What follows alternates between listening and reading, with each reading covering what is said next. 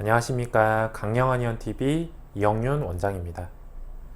오늘은 추워진 날씨인 만큼 잦은 질환인 수족냉증에 대해서 알아보겠습니다.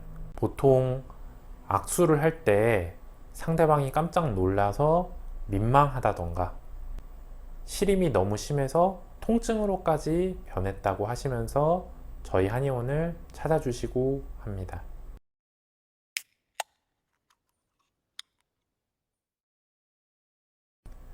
일단 수족냉증이란 뭘까요?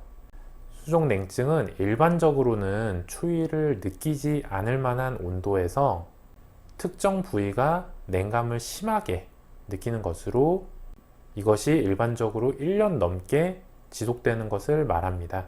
그 중에서도 레이노 현상이라는 것은 일시적인 허혈 상태를 특징으로 하는 질환인데요.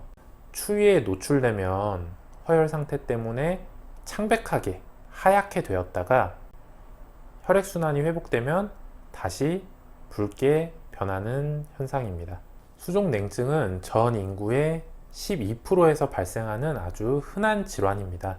그러나 체질적인 부분을 개선하지 못한다면 개선하기 아주 어려운 질환이기도 합니다.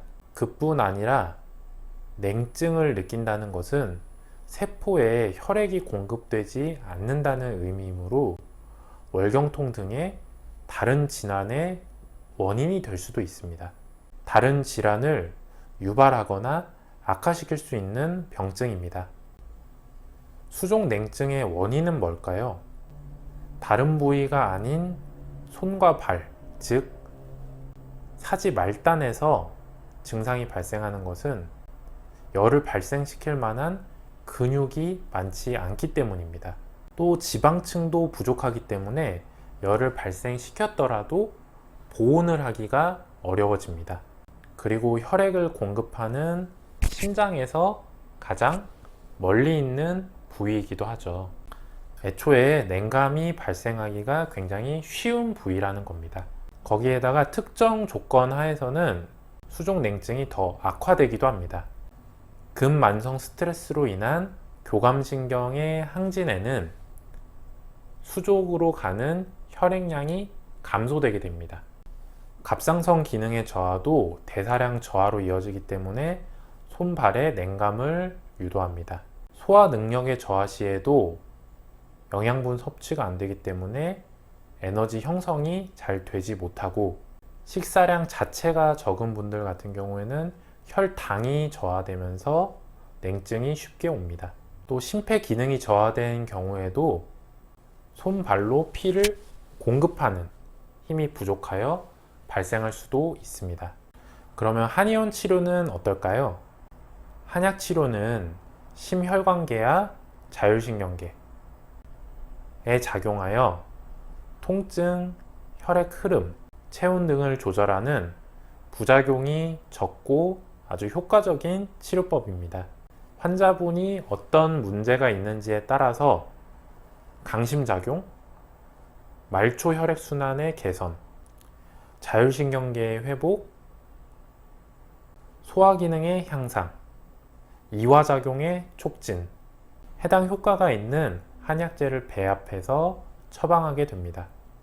일반적으로는 탕약을 처방해서 어느 정도 증상이 안정화되신 후에는 저희 한의원에서 조제한 온궁환을 통해서 증상을 관리하시도록 하고 있습니다.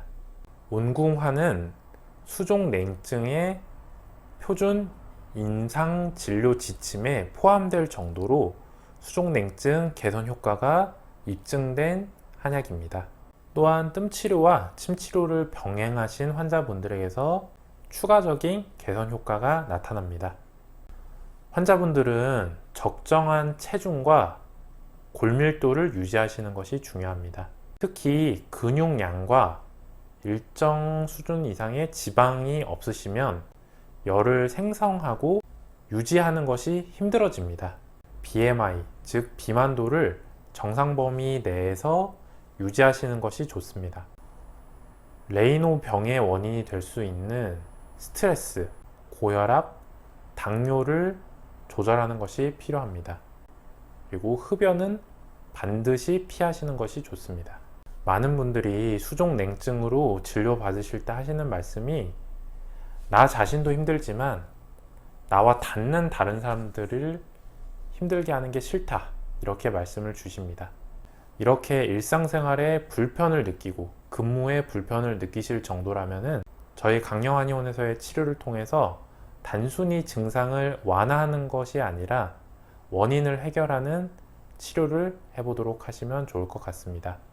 시청해주셔서 감사합니다.